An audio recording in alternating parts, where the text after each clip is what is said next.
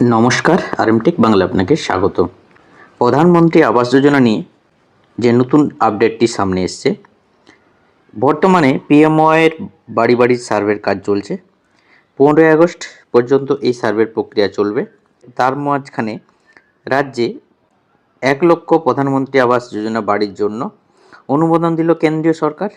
বর্তমানে প্রধানমন্ত্রী আবাস যোজনার সার্ভের কাজ চলছে, তার তালিকা তৈরি হবে।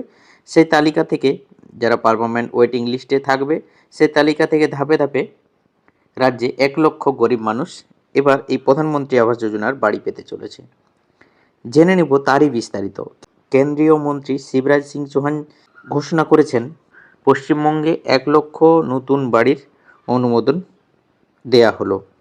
প্রায় 3.5 বছর পর প্রধানমন্ত্রী আবাস যোজনা প্রকল্পের অনুমোদন পেল বাংলা। গত মঙ্গলবার মুখ্যমন্ত্রী শুভেন্দু অধিকারীর উপস্থিতিতে রাজ্যের 1 লক্ষ বাড়ি তৈরির অনুমোদন দেওয়ার কথা ঘোষণা করেন কেন্দ্রীয় গ্রামোন্নয়ন মন্ত্রী ও কৃষিমন্ত্রী শিবরাজ সিং চৌহান। এদিন নবান্ন সভাঘরে কেন্দ্রীয় মন্ত্রীর সঙ্গে বৈঠকে মুখ্যমন্ত্রী ছাড়াও উপস্থিত ছিলেন পঞ্চায়েত মন্ত্রী দিলীপ ঘোষ, কৃষিমন্ত্রী দুধকুমার মণ্ডল সহ কেন্দ্র ও রাজ্যের পদস্থ আধিকারিকরা। সেখানে রাজ্যের তরফে জানানো হয়, অন্যান্য রাজ্যে আবাস যোজনার দ্বিতীয় পর্যায়ের উপভোক্তা তালিকা চূড়ান্ত হয়ে গেছে, আর পশ্চিমবঙ্গে রাজনৈতিক পালাবদলের পর এই কাজ শুরু হয়েছে মাসখানেক আগে। ভরা বর্ষায় মরশুম চলায় সেই কাজ ব্যাহত হচ্ছে। তাই যাচাইয়ের কাজ শেষ করে চূড়ান্ত উপভোক্তা তালিকা তৈরির সময়সীমা 20 জুলাই থেকে বাড়িয়ে 20 আগস্ট পর্যন্ত করা হয়েছে। এদিন কেন্দ্রীয় মন্ত্রী পূর্বতন সরকারের আমলে এ রাজ্যে উন্নয়ন হয়নি বলে দাবি করেন।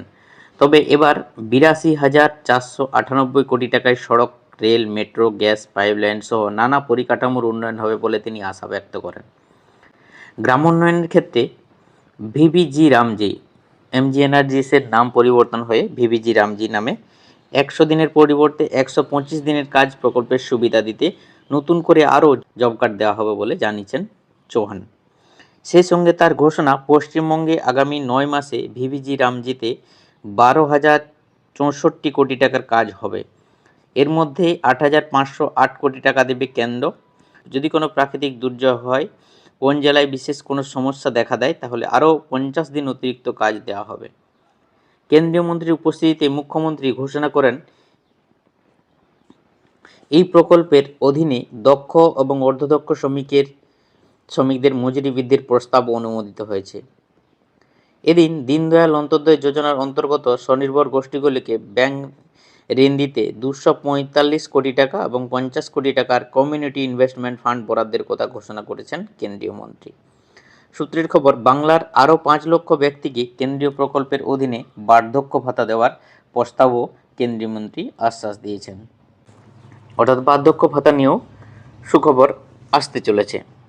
প্রধানমন্ত্রী গ্রাম সড়ক যোজনায় 2400 কিলোমিটার নতুন রাস্তার জন্য প্রাথমিকভাবে 100 কোটি টাকা বরাদ্দ করেছে কেন্দ্র। কৃষি সংক্রান্ত আলোচনায় চৌহান জানিয়েছেন, আইসিএআর-এর বর্ষিয়ান বিজ্ঞানীরা বাংলার জন্য বৈজ্ঞানিক কৃষি রোডম্যাপ তৈরি করেছেন। দার্জিলিং, আলিপুরদুয়ার, ঝাড়গ্রাম এবং পুরুলিয়াকে আনা হচ্ছে ধনধান্য কর্মসূচির আওতায়।